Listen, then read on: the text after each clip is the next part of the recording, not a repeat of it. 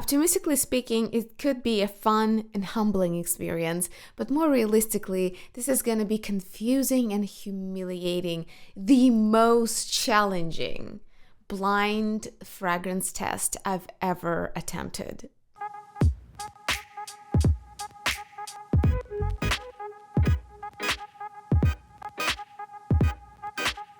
And here's why. My friend Fraghead Christopher has sent me a care package that contained 10 scents that he challenged me to describe, guess their price point, even trying to name the fragrance if I could. The catch there is that they're from his personal collection. And let's face it, my ability to distinguish fragrances that are marketed toward men are close to non-existent.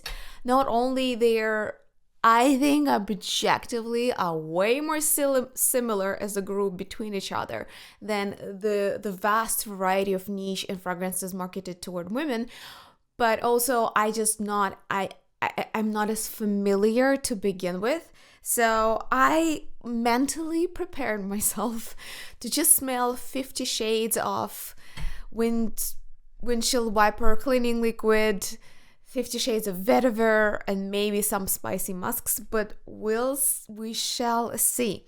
And I have done one test and wrote my not very prolific thoughts down, and today we're gonna do a refresher, and I'll try to kind of summarize if I noticed anything new, if anything else that I can bring to the forefront of our collective mind and guess it together.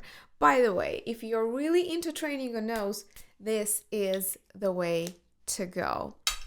And number one, this has this kind of medium frequency, thick but not too heavy presence. To me, it gives me this kind of citrus plus vetiver oily type of beginning. So it doesn't really open like a cologne, like eau de cologne, like it's classical Italian cologne formula, which is also so ever popular. I do really enjoy this fragrance. I'm not sure if I prefer it to some of my kind of oilier, heavier, citrusy / vetiver scents that I do have. And in that sense, I would say Chinotto di Liguria by Acqua di Parma, probably one of my staples. This is, however, really grows on me. What did I write? Citrus oil, vetiver. It's confident, respectable. I wrote calm, interesting. At first, I thought it reminded me of Terralba by Musk Milano, but there you get way more of this salty, kind of sea oceany, beachy scent, not to be mixed with coconut, more like what like the actual beach smells like. So this is maybe similar in the way that it has a little bit more of it's a hearty scent. It's not heavy, it's not spicy, it's not super woody, but it definitely, surprisingly for me, has almost no top notes. It kind of just lands right there, kind of on the lower third of the pyramid. But I really, really enjoy it. So far, I would definitely wear it myself. Would I buy a full-size bottle? I don't know. Not a love from a first sight, but it's a very respectable, interesting, well-crafted. I would expect Italian niche to make something like that, or God knows, maybe one of the classical, like, I don't know, Vetiver by Guerlain, though I've never tried it, and it has like 1,000 variations, 1,000 flankers. But I imagine something like that, like an old, respectable release by a famous fragrance brand, or kind of like Italian / French niche. And in terms of notes, that's about as much as I can say. Hint of kind of shadow of moderate sweetness, just a tinge, just something that rounds it up. and citrusy / vetiver, kind of oily, kind of more grounded type of feel. All right, let's see what it is. Number 1. And this is... I guessed it! Exactly! Without ever smelling it! This is Guerlain Vetiver Parfum. Damn! This is a good beginning. I can't stop winning. And I heard such raving reviews from all across even the darkest corners of internet about Vetiver Parfum, which is a new flanker of Guerlain Vetiver, that I nearly bought it blind. Now I can finish this decant. And if in the last drops you still hear me raving about it, you know what's coming next. Full-size bottle. Oh my god. Look at me. All right. I got some experience in this field, all right? I can guess fragrances without ever trying them. I'm getting bolder. Can you tell? Like I only guessed one correctly, but that was like a dead on. Let's see if I can get a lucky strike again, because I'm getting positively smug. Number 2. Oi. Oh, damn! I can't. How can you tell what this is? My name is Legion.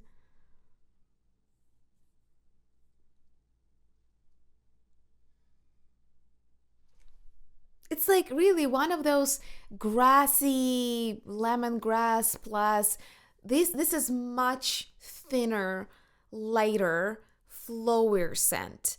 So imagine this kind of like typical bergamotto, lemongrass, kind of a thinner, grassier, dry type of vetiver. It's fresher, it's greener. It actually has this kind of distinct grassy feel. And somewhat of a fresher sour background. It's not bad, it's just boring.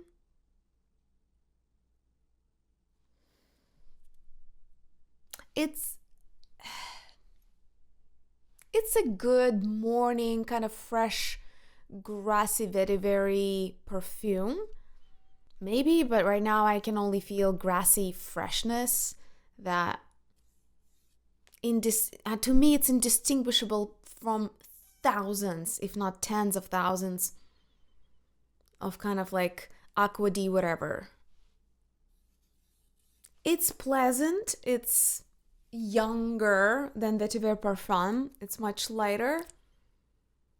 But I don't think I would really notice it on anyone. It's just very neutral, very expected. And I don't think I would wear it myself, just not because it's bad. It's actually, I could wear it if I had to, but I just can't grab on anything there. That's okay. It's like a good gift, I imagine. It cannot offend anyone. It's not screamy. It's not stinky. It's just this kind of like typical grassy vetiver light profile, and that's about it. All right, I'm not doing as good on the number 2.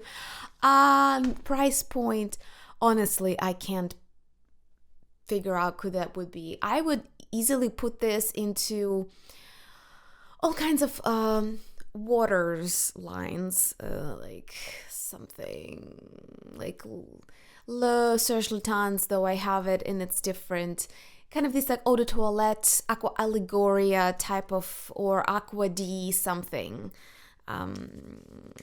Gosh, even Prada, Infusion the Prada line. So, you know, like these esteemed, simple, elegant clones that are just kind of freshen up kind of deal, but not really a complex and sophisticated perfume composition. Well, let's test my theory. Creed Original Vetiver.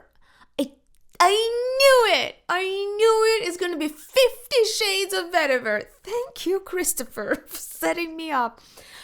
And I also have never been a big fan of Creed, to be honest. I think this is criminally overhyped, boring, overpriced house. I said it. Somebody had to say it. So it's exactly what I would expect from Creed with vetiver in the name. Boring! By the way, I hope Chris is still my friend after I publish this video. You guys, you wear whatever you want. And if you're a big fan of this particular fragrance, it's up to you. I'm just the kind of person who's full of hot takes. Nah!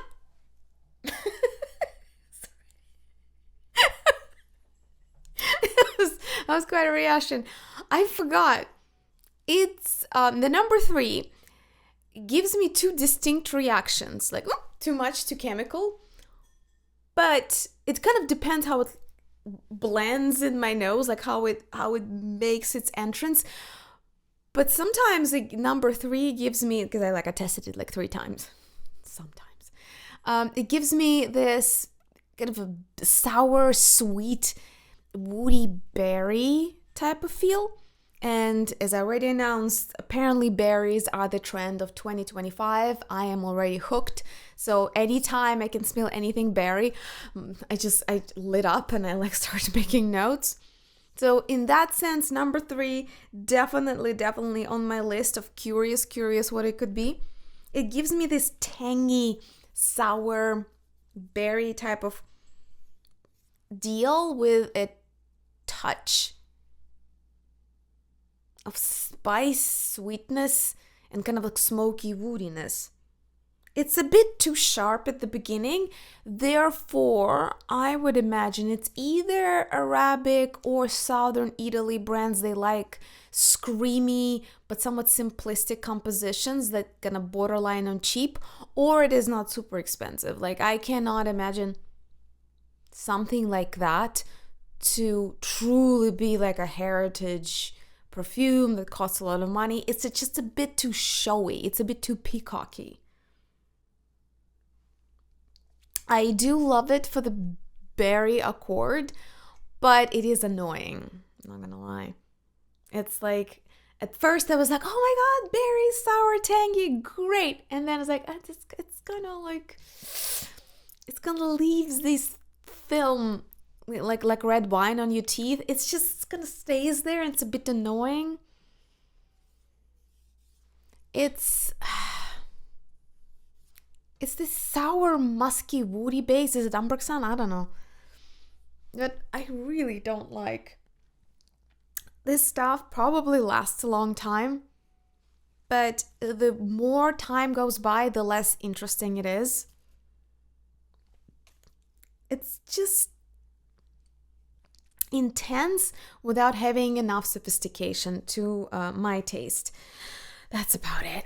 It's all I can master. So I cannot imagine that this is some kind of like old heritage perfume or brand, and it's something kind of like John Varvatos type of a thing, or Paco Rabanne, that kind of stuff, like kitschy, young, clubby kind of stuff. Or it is Arabic or South Italy type of niche, because they also love to make these loud screaming but flirtatious, because like Arabic blending always adds something spicy or sweet, even if it's a masculine fragrance. That's their tradition of blending. That's what we love them for.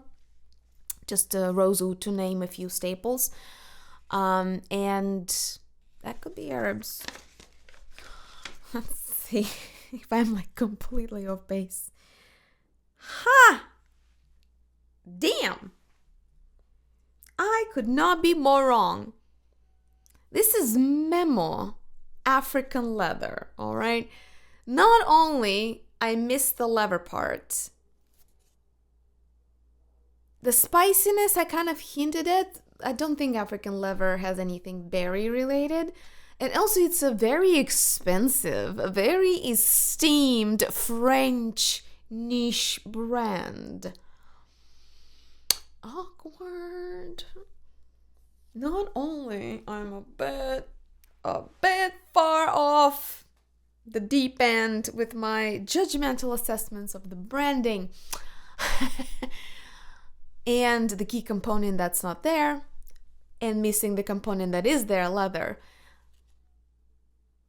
I also am kind of a big fan of Memo. And by the blind test, I would have never. I looked at African leather when, kind of within the first 5 years when it came out, and I really wanted it. But then I read somewhere that it's somewhat a mix between Moroccan leather and French leather, and I didn't like either. So I decided, you know what? I'm good. The only leather that I'm still obsessing over from Memo is their first Eau de Memo. That one I still want. You know, now that I smell African leather, it's way more richer, rosier, spicier to me. But the screaming aspect of it, I am not a big fan. And maybe I was right to let that one go from my wish list. God damn, but how? No, really, it's a disappointment. I'm thinking, like, could I have guessed Memo? No, I would never have guessed that Memo can smell that cheap, like these budget Arabic releases. I would never have guessed Memo. Sad. Number 4.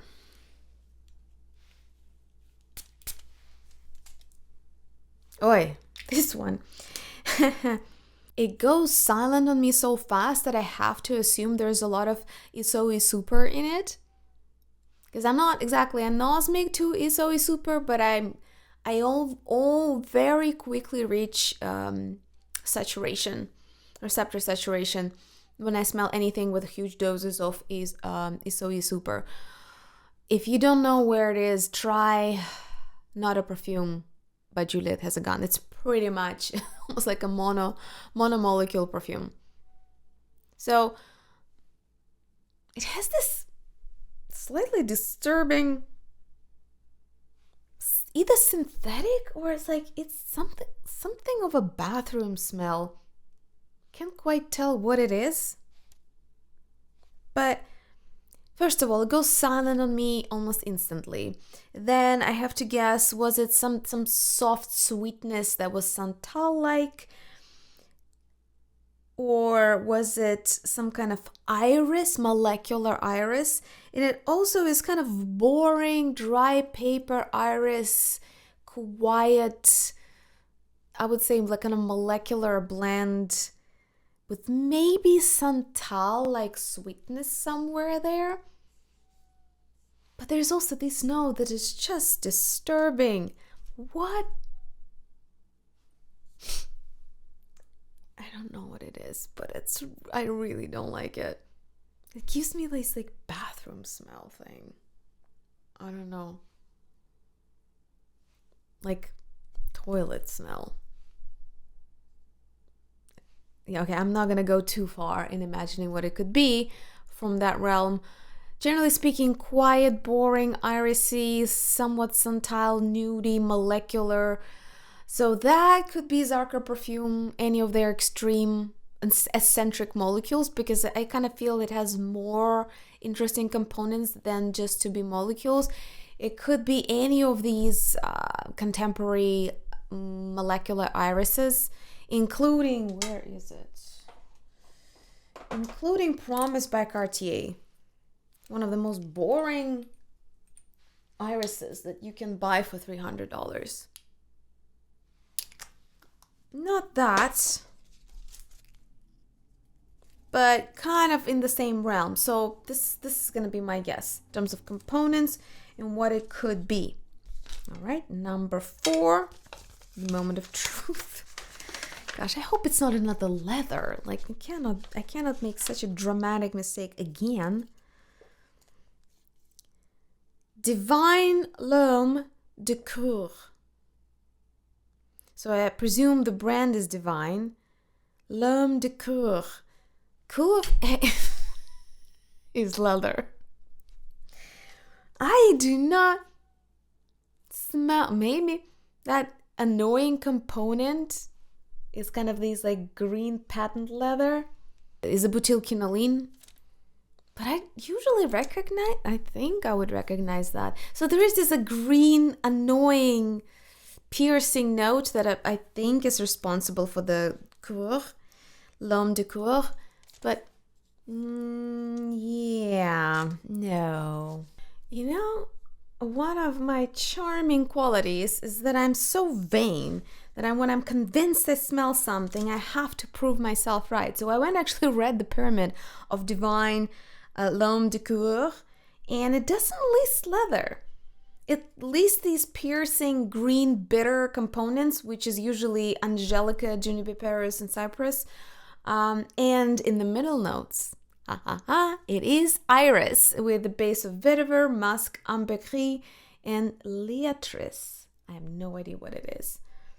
Okay, I was way more right than I was giving myself credit for. New brand for me. I haven't tried Divine. Have you? If you have, please spill the beans. Tell me what it is about. Is it good? Is it bad? What's the best? What's the worst about it? What's the story? Let us know. And I am going forward with number 5.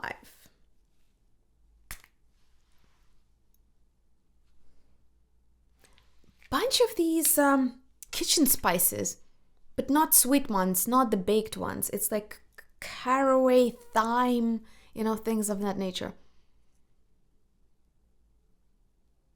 It's actually quite charming. It's something like walk in the field in the south of France, or just something of that kind.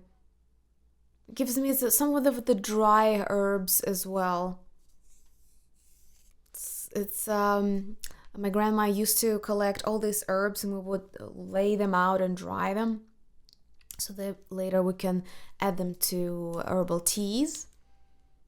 And that's kind of this characteristic smell of a bunch of dry herbs. That's what reminds me of. It's charming. I am not that big of a fan of those herbaceous compositions because there's not much else that comes with it. Let's see if I've noticed anything in the dry down. Yep, I talked about kitchen spices, maybe pepper. Oh, all right, in the dry down later. It grew on me because, why? Because it had this very characteristic pine sap note. And I think I start to feel it already. This year, I bought a live Christmas tree, and I bought the one. There are 2 genetically modified kinds that are sold across the US, and one it has fluffier branches, and another one has a more of a fragrant, more sappy type of structure. So it creates way more aroma when you bring it home. So those trees distinctly had that sappy pine smell, and that really made it grow on me. I do enjoy it. I love Christmas tree smells. I like pine, I like cedar. I do like all varieties of wood, as long as they are made with kind of like elevated souffle type of a heart. I hate when things are too molecular, when it's like sour woody or smoky woody or leather woody. I like when there is a bit of this kind of, pretty much in all fragrances really, when there is a bit of this like evaporated, elevated, fluffy, cloudy type of presence, when it's not too piercing in your face, though there are exceptions to the rule in my collection. The pine sap makes it unique, and the elegant dry herbs with some of the spices also elevate it at the beginning. It's very... It's like a Swedish aristocrat, I imagine. I like this stuff. I would put it as niche. If mainstream fragrance brand makes something like that, I am happy for them. That would be job well done. Let's see, number 5. Ormond Jane Man. I was told that Ormond Jane, the original Man and Woman, are like one of the best fragrances in the niche market and definitely the best ones ever made by that brand. And you know what? I agree. I haven't tried their woman scent. Everybody and their mother keeps telling me, Maria, I know you had a bad luck with Ormond Jane. You're trying all the new releases and like fluffier, more popular releases. Try their original. I think I should. Ormond Jane Man, Ormond Jane Woman. If Ormond Jane Woman is as good as Ormond Jane Man, I might as well get a pair. You know what I mean? For him and for her. This is good. I like this one. That is if you like pine sap and kind of these dry herbs. Not everybody is such a big fan as I am, but if you're intrigued, it's good stuff. And just because I'm a stickler, before we move on, I just wanted to bring to your attention, all right, just give me a second, that Ormond Jane has cardamom, pink pepper, juniper, bergamot, coriander. That was coriander. Middle notes. Black Hamlet Otsuga, so this is piney stuff. Oud, cedar, sandalwood, vetiver, musk. All right. I didn't guess the exact fragrance, but that would be extremely difficult for me. I really don't own a lot of bottles, and I don't necessarily go and test perfumes marketed toward men. So the fact that I guessed it close enough in terms of the composition, I would call it a win. Okay. All right, number 6. Oh. Oi. It's one of those like typical marketed toward men, fresh, oceanic, zesty, lemony perfumes. The very, very beginning is kind of off-putting, but just within, I would say, 2-3 minutes, it transitions to this such a juicy but very sour, very piercing, kind of watery, oceanic, old school oceanic, like think 90s, beginning of 2000s lemons. It reminds me, because I had a bottle and I had a decant of Kenzo, Le Parc Kenzo. I had both for him and for her. And I don't know if they redid it, if they in any way changed the composition, they still sell it. But Le Parc Kenzo, both for him and for her, were such hits at the time. They were cult perfumes, just like Light Blue Dolce Gabbana is to this day. There was like Dolce Gabbana, there was Kenzo, and I think there was Armand Bassi in red. But that was like more like for women. In terms of this oceanic, piercing, fresh, citrusy perfumes, Kenzo was going back to back Le Parc Kenzo with Light Blue by Dolce Gabbana. So I dare say this is very, in my memory, this is Le Parc Kenzo. If you can just like keep your nose away for 3 minutes, it is still as satisfying as ever. This is what designer perfumery is all about. Very well-rounded, not super nature realistic. That's not what designer perfumery is really known for. But it has style. It has style. I kind of miss Le Parc Kenzo for him, because the version for her is way more floral and lotusy. This is just these like angry lemons. That would be my guess. I can't add anything more to it. It's a pretty linear perfume, unless I'm wrong. Number 6. Really? I was dead sure it was Le Parc Kenzo. I swear to God, like the more I smelled it, the more I was like, this is it. This is it. No, this is Parfums de Marly, Sedley. Parfums de Marly, when they came to the market, invested a lot of energy, effort, and time into the perfume reviewer and online community, which is already, points to them for doing that. Therefore, they are almost disproportionately popular in the YouTube world and in the review world because of just how much they contributed and invested in the online community. So I should probably keep in mind that Parfums de Marly, if anybody sends me blind tests, it's likely to contain at least one of them because they really try to anchor into the market of perfumery through the online communities. I don't know them as well. If we look at the pyramid, lemon, mint, bergamot, grapefruit, lavender, rosemary, geranium. So a lot of citruses, mint, maybe, but not really. Lavender, also not quite. Ambroxan, a lot of Ambroxan. Okay, this is why it's so piercing.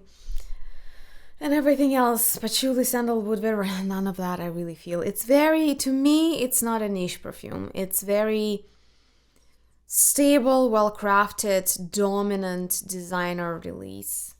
But I also kind of heard that about Parfums de Marly, that they make elevated versions of designer perfume market. That's the word in the street. And nobody says that it's similar to Le Parkinson for him. I think it is. I don't have a bottle to do a comparison. The only one that I have by Quinzo is Aqua Quinzo Perfume, but that one is quite different. I dare say. If anybody has both, let me know, because I think you can save some money and just buy Le Parkinson for him and be done with it. Alright, didn't guess the sector correctly, but again, I dare say Parfums de Marly is kind of designer. It makes olfactory designs that I would put into the classify as the elevated designer, but technically speaking, it's niche. But I guess the pyramid, more or less. 7. It sounds so familiar.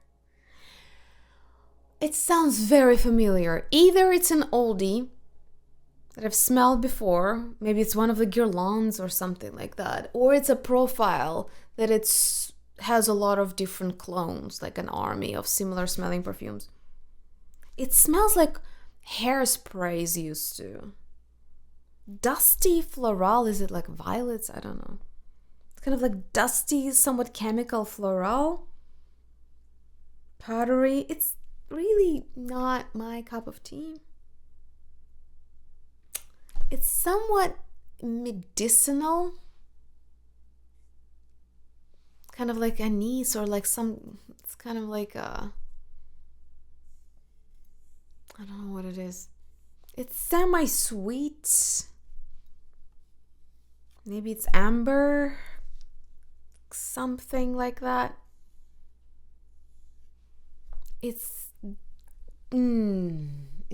painfully familiar, but it's not really my cup of tea, and I can't. Okay, I'm gonna make a claim. I'll put my stake into old designer perfumes, like I don't know, Hermes Rocabar. I don't remember how that smells like. Like one of those, like Abbey Rouge by Guerlain, like something like that. I don't know those profiles. I only heard of them. It just gives me this vibe that's been around for decades, or it's a niche spin on some famous story. I wish I could tell what's responsible for the sweetness here. Like I feel like it's like dusty, powdery violets with spicy woods, maybe. It's very familiar, but it's not quite my cup of tea. Oh, let's see.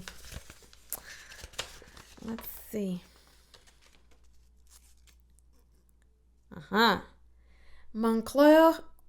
Haute Montagne. Let's check what this is. Haute Montagne Moncler. Looks new. Let's see. 2023. Okay, this is new niche. Woody, spicy, unisex for women and men. I would say that it's sweet enough that women would not be appalled to a woody aromatic like that, and men wouldn't consider it smothering. The sweet, it's actually sweet, soft, spicy, vanilla, powdery. Woody. First and foremost, it's woody. Vanilla, cedar, moss, white musk, coriander. It is yet reminds me of so many other things. I wish I knew what that was. Maybe it's just the type of vanilla. Everybody says that it's repetitive for some other. Okay, the comparisons are so diverse from that's insane. From Aqua Liguria, Bosca Vanilla to actually a lot of vanilla comparisons to YQ by Narciso Rodriguez to Reptile by Celine and Atelier Cologne Vanille Insensé. A Myrrh in Tonka by Jo Malone. Okay, comparisons on Fragrantica are all over the place, but they focus on vanilla. It says similar to Orange Moresque by Chopard. I have that one. Let's compare. Let's see if that was the reference I was looking for. Not quite. This is a very specific way that I said amber in my description. An amber accord is pretty much a sibling of vanilla accord. It's made with very similar ingredients, just a few more resins and other things. I would say actually there's like spicy, sweet components. They are similar. They actually are similar. I would say that they're cousins. They're not clones of each other. And I do enjoy Orange Moresque more because I like the candied oranges here. It kind of reminds me of childhood. So I would definitely go with this one over this one. I think Moncler, I bet it's a fun niche brand to play with. I just don't find anything particularly mesmerizing, neither in the packaging nor in the composition, at least for me. But it was interesting. It was interesting to get more familiar with that brand. Number 8.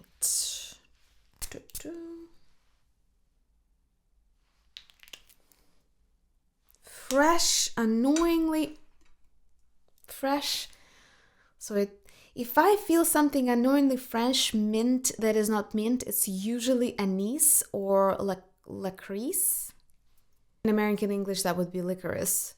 So like anise licorice, but it is not La Lica Olympica. At least not the one that's made for her. But now I'm thinking they do have fragrances for him. It gives me this like sweet licorice plus anise thing. I really don't like. No, just not my thing. Not my thing at all.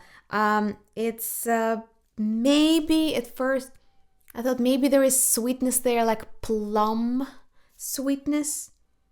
Almost like plum from a hookah bar, so maybe it's a tobacco as well. Somewhere there in the background, kind of plummy, prune-like sweetness. Now that I remembered about La Lica Olympica, maybe it could be something from La Lica Olympica for him.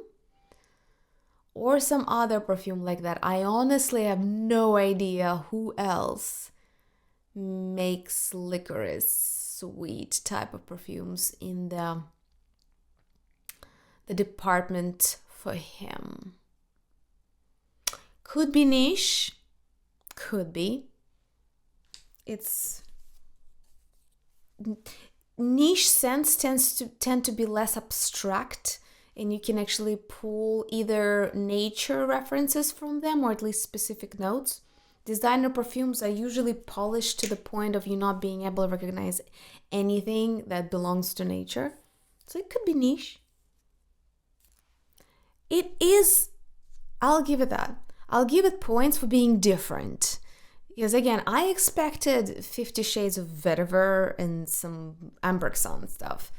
But this is different. It's not my thing, but this is truly a diverging option if this is marketed toward men, or it could be niche, which is pretty much unisex. Aid and Bob, Egypt. I have heard of Aid and Bob. Let's see what's there. I have heard of Aid and Bob, but I've never tried anything from them. So this is, what is it, Australian niche? Am I wrong? Warm, spicy, lavender, really? Lavender, moss, lemon, cardamom, nutmeg, so it's nutmeg. Patchouli, sandalwood, leather, okay. You know, sometimes you read the description and you immediately get it. I still say sweet licorice and anise. Okay? I don't know what they don't know what they're talking about. They don't know what they're talking about. Different enough. I'll give them that, but I would never wear something like that. Okay. Right, number 9, and there's not a trace of my smugness anymore. I'm not winning. To be honest, how could I if I don't really know the men market that well? Because they're so boring. This is why there's almost never a point of going there unless it's one of those pillars like Vetiver Guerlain. Okay. 9. Fresh, aromatic, kind of rose lemon again, sends me straight to Le Parkinzo. Kind of fresh, lemony sugar water. Very sour, very musky. Musky in the sour, piercing way, such as Tiziano Terenzi does musks like that. They're very sour. The more I smell it, it actually reminds me of Aqua Allegoria and Jo Malone. They have these like mandarin basilic orange situation. I used to have a full-size bottle by Aqua Allegoria and my mom loved it, so I gifted it to her. Yeah, the more I think about it, it's like, it's not lemon, it's more like orange plus some green herbaceous and fresh note. So I would put my money on Aqua Allegoria Mandarin Basilic or Orange Basilic Forte version or the original. To me, it goes there. It's one of those orangey, fresh waters, colognes, fresh, bright, kind of in your face, non-sophisticated. Let's see. Okay, number 9. How? This is Roja Dove Elysium. I had a few fragrances by Roja Dove, more of their classics, and it used to make very, very elevated, opulent perfumes. These to me does not smell opulent. It's rather, told you, La Parkinzo, like, you know, $50. Let's see, Elysium. Because Roja Dove is like $400-$500 per bottle. Citrus, amber, green, aromatic, fresh floral. Which is exactly how I described it. I just don't understand why would Roja Dove make something so simple? It has 50 notes. And the only ones that I feel are various bitter, fresh citrusy notes. And they say lime, lemon, grapefruit. Somewhat bitter and piercing. And I can see that there is labdanum and galbanum. Galbanum is out of all green notes, galbanum is the one I hate the most. It's so bitter that I get headaches from it. Every time when marketing team puts, it should remind you of Galban. I was like, okay, I'm gonna stay away. Lily of the Valley, apple, these sour fruity musks, jasmine rose, ambergris, I presume amberxon, leather, no, vanilla benzoin. Okay, it's very screechy, annoying, and I do not get it. To get lemony sugar water piercing musk perfume, you can spend way less money and get the same effect. Just saying. And the last one for these blind tests of a fellow male fraghead collection. Oh, sweet and very nutty. Nutty, nutty, nutty, nutty. This is like one of those captive molecules, hazelnut stuff. Nutty, nutty, nutty. They released a license to a bunch of fragrance houses. I think it's like in 2010s, 15s. I'm not sure exact period when it became more widely available and not exclusive to certain houses.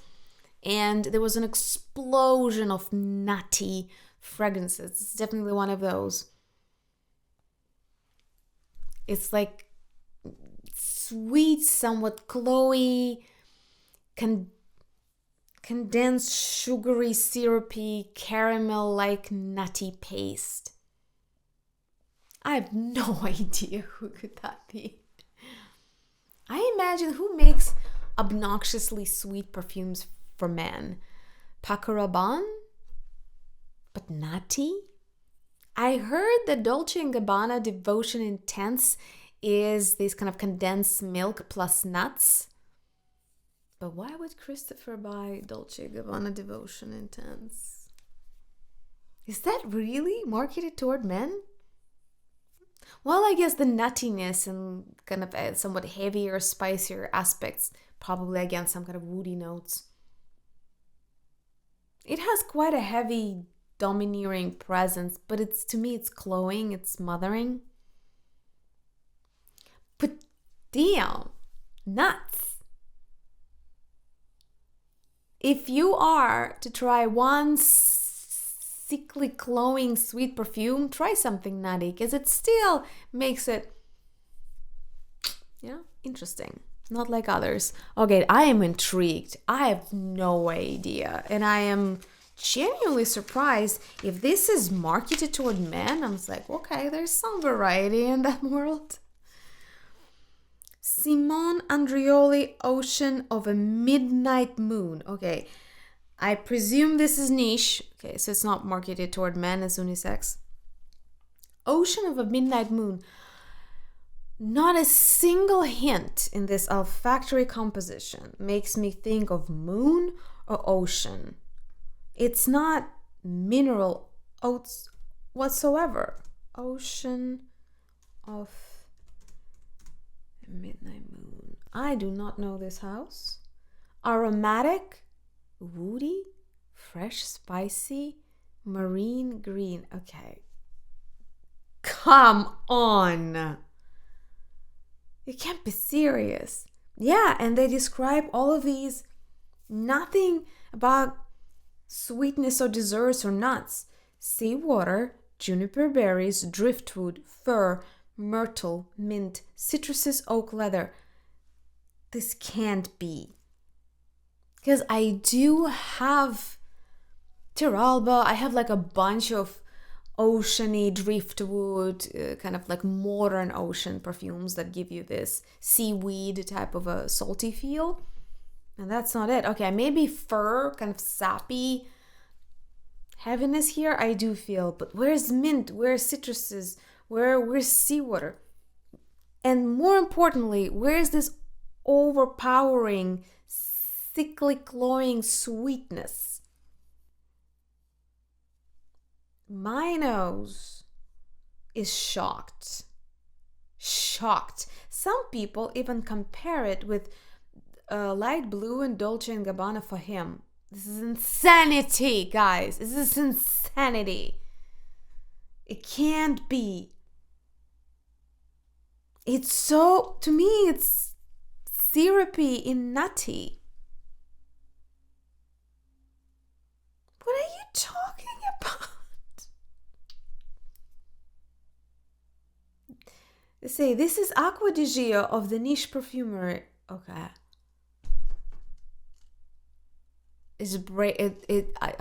My brain broke. I can't, it doesn't compute. It just does not compute. No, you know what? I will bring my oceany, driftwood, seawoody perfumes and we'll compare. I don't know for what reason I got so worked up. Nobody's challenging me. Neither you. I guess I'm just choosing violence today. This is not driftwood and wood and salt and ocean. If you really want to go to something thick and oily and like woody with salt and the seaweed, Agua di Sale by Perfumum Roma. Yes, salty, seaweedy, driftwoody, you name it, it's all there, including some of a pine, a fir. This is sweet and nutty. What? The world has gone mad. The world has gone mad. Okay, here's Tiralba. Same concept. Driftwood, salt, ocean, you name it. I need to calm down. Nobody's accusing you of anything, Maria. Yes. What are you talking about? Not only this has nothing to do with this whole like salty, seaweedy, driftwood, oceanic contemporary thing, it has even less to do with Acqua di Gio or Light Blue by Dolce & Gabbana. This is insanity. Okay, this is just... Come on. No, I refuse. Okay, I brought also... No, you give me a minute. I brought also Dans le Bleu Creepy Teal by Serge Lutens, which is driftwood, kind of this piney thing, and incense. What's too fresh? This is lemons with pine.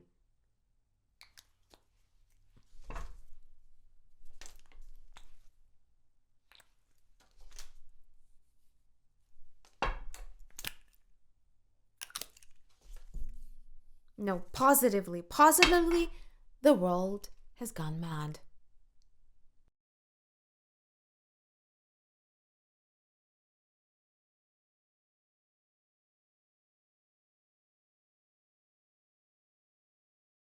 Okay, I'm going to pause here because I clearly need to meditate for a couple of minutes. I guess the beginning was as mind-blowingly great as the tragic ending of this blind test. I hope you enjoyed it. If you want me to make one for you, I'll leave a link below. You can request any particular notes in which you would like to train your nose, or maybe you just want to try a few perfumes from my collection. So you're welcome if you want to do so via my brains and my library of perfumery.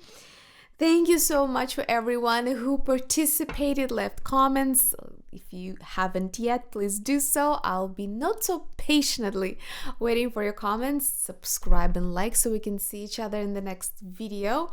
And big thanks to Chris for preparing this fabulous array of fragrances. I know a lot of guys have been asking me to give more attention to things that are at least unisex or marketed toward men. So here you go, from the hands of a true frag head in our community, and putting my nose to the test.